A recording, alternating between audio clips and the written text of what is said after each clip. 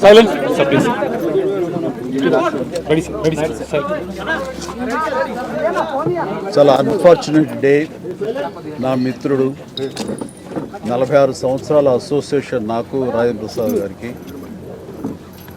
నా బిడ్డలు వాళ్ళ బిడ్డలు కలిసి పెరిగారు. అటు చెన్నైలో కానీ ఇక్కడ ఈ హైదరాబాద్లో కానీ ఎప్పుడు కలుసుకున్నా ఫ్యామిలీ పరంగా రాజేంద్ర ప్రసాద్ మాట్లాడుతుంటాడు. వాళ్ళ కుటుంబం, వాళ్ళ ఎదుగుదల, బిడ్డల పెరుగుదలన్నీ, అలాగే మా ఇంట్లో మా విషయాలు మేము చెప్పుకుంటుంటాం. అలాంటిది ఈ రోజున వినకూడని ఓ దుర్ఘటన, అకాల మరణం తన ఇంట్లో చోటు చేసుకుందంటే చాలా చాలా బాధ అనిపిస్తుంది. ఎందుకంటే ఆ వయసు బిడ్డలు నాకు ఉన్నారు.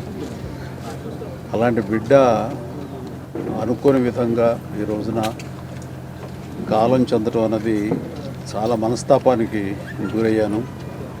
ఈ సమయంలో ఎలా తీసుకుంటాడు, ఏమిటి అన్నవి ఎలా ఓదార్చాలి అని వచ్చిన నాకు తన యొక్క జీవితంలో ఒక పరిపూర్ణమైనటువంటి వ్యక్తిగా ఈ రోజున కనిపించాడు.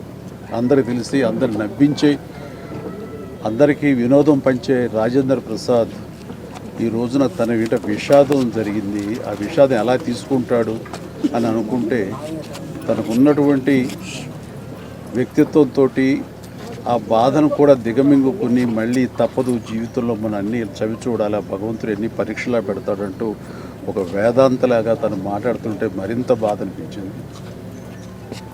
అలాంటి నా మిత్రుడికి ఇలాంటి సంఘటన జరగకూడదు. ఎందుకంటే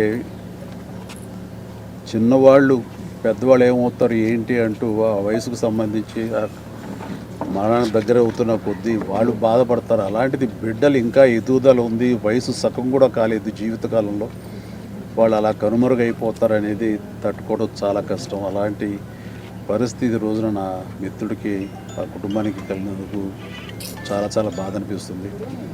అలాంటి నా మిత్రుడు మళ్ళీ తిరిగి త్వరగా కోలుకోవాలని, ఈ విషాదం నుంచి కోలుకుని అందరికీ వినోదం పంచిపెట్టాలని, దైనందిన జీవితంలో ఎంత త్వరగా తను బయటికి రాగలిగితే, తన కుటుంబం ఈ బాధ నుంచి ఎంత త్వరగా బలం చేకూర్చుని వాళ్ళు రాగలిగితే బాగుంటుందని, అలా ఉండాలని కోరుకుంటా. భగవంతుని వాళ్ళందరికీ మనోధైర్యం ఇవ్వాలని కోరుకుంటూ, చనిపోయిన పాపకి ఆత్మ శాంతి కలగాలని కోరుకుంటాను.